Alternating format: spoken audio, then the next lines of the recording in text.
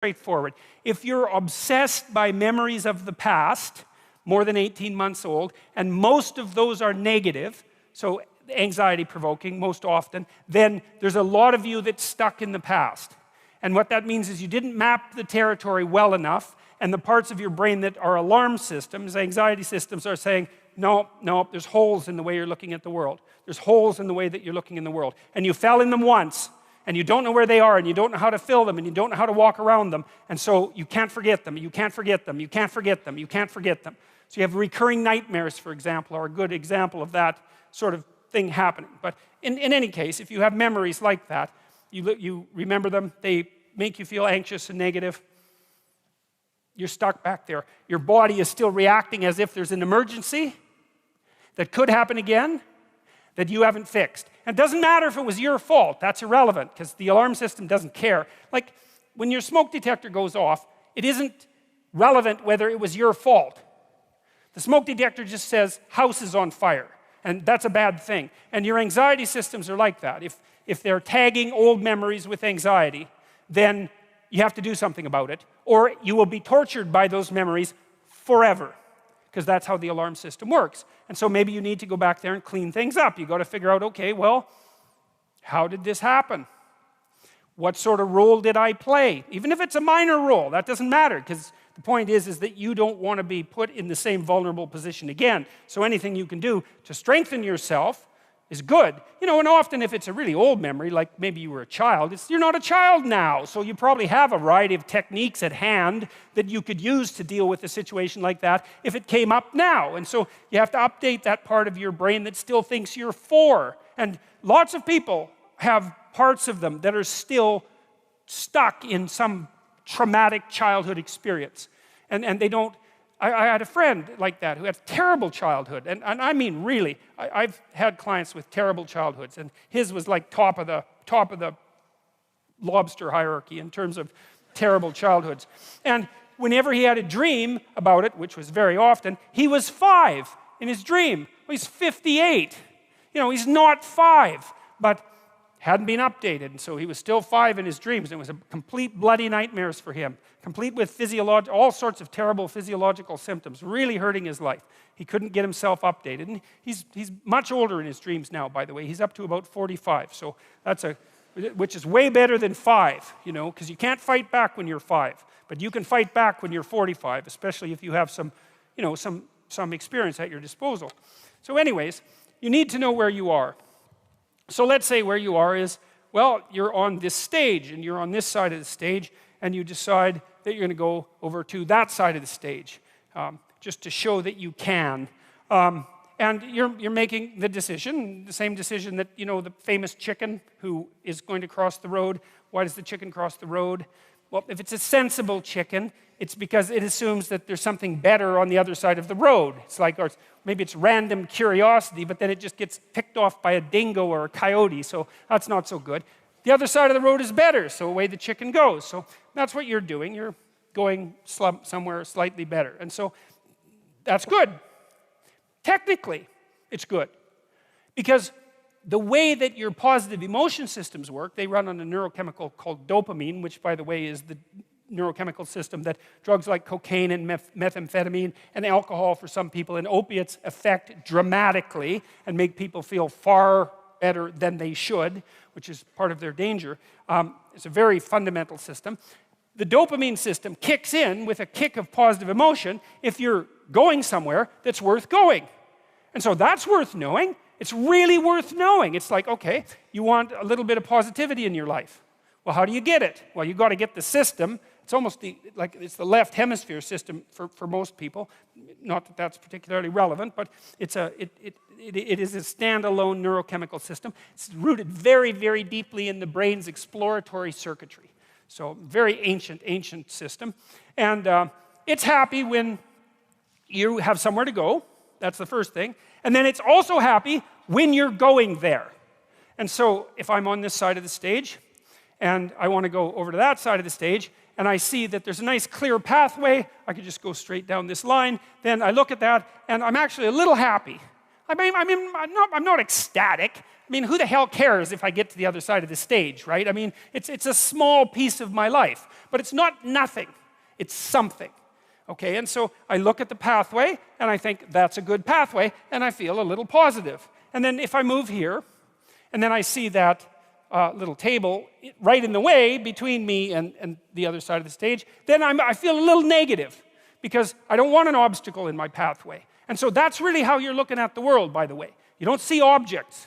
It's not the right way to think about it. We don't see objects and then think about them and then evaluate them and then decide how to act on them. Or if we do it rarely and slowly and with a lot of thought. What we see instead are pathways with tools that will move us forward, or obstacles, right? And there's no obstacles here, and there's a nice flat road, and so great. Positive emotion. This is a task I can undertake. The sailing is clear. It's a good day. And then I'm here, and it's like, yeah, well, that's a little annoying. I get a little pang of disappointment, let's say, anxiety. Can I make it around that obstacle? I'm fairly confident. I've done this sort of thing before. So I can take the rough route, and I can, walk forward like this, and then I can do this great trick, which is just this, and then, I've circumvented the obstacle. Now, if I didn't know how to do the little bit of circumvention, then that would be a real problem, right? Because I couldn't get from point A to B, and that would screw up my plan. But I do have that particular skill set, so it's a minor disruption to the perceptual set that I'm using to organize the world. It's a minor bit of chaos, because that's what happens when your perceptual set, the structure that you're using to organize the world, the plan through which you're viewing the complexity of the world, reveals an inadequacy, then that destabilizes your emotions. So that's another thing to know. One thing you need to know is you need to be going somewhere, and there needs to be a pathway in order for you to feel good.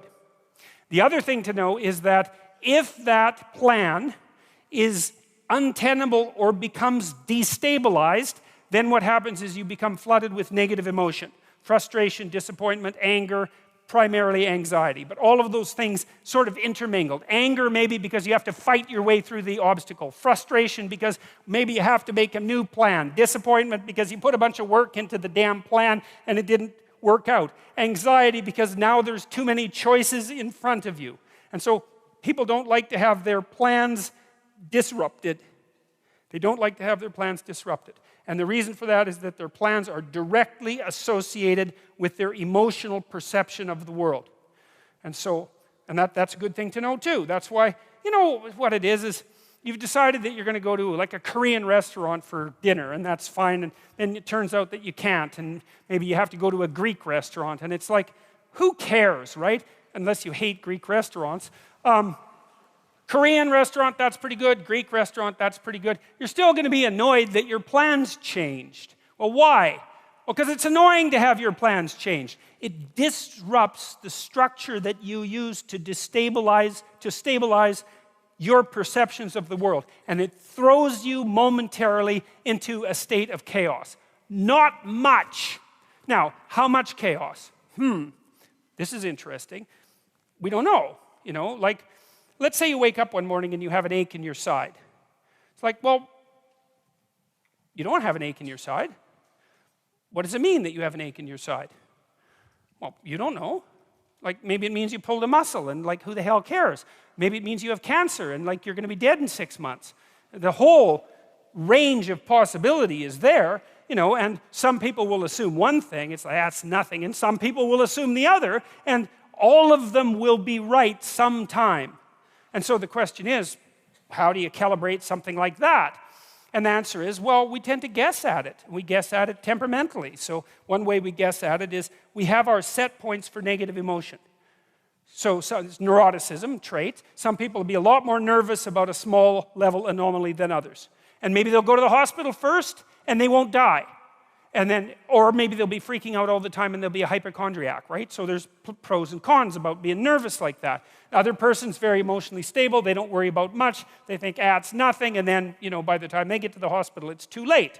Hey, that's how the dice roll. That's one way that you guess. It's determined in large part genetically. Not completely, but in large part. Another part is your position in the hierarchy. You know, so the issue is, well, how safe are you in life? And the answer is, who knows? But one of the way you guess is, well, are you good at things? You know, because if you're good at things and a problem comes up, you can probably solve it. And then you might think, well, how do you know if you're good at things? And one answer might be, well, other people think you're good at things.